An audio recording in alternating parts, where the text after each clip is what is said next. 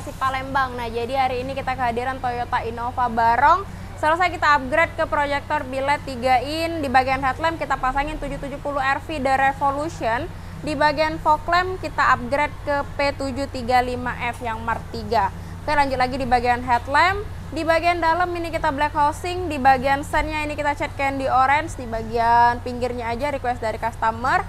Nah, DRL alis kita pasangin yang model fleksibel RGB full.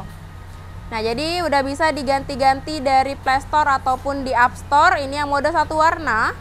Kalau ini yang udah ada mode sampai 210 mode. Tuh. Bebas pilih sesuka hati kalian nih guys. Nah, untuk hasil contoh sinar kita tes di aiming screen. Nyalain headlamp. Nah, untuk watt headlamp ini 70 watt high beam. Di bagian high beamnya 80 watt. Matiin headlamp, fog lamp nyalain.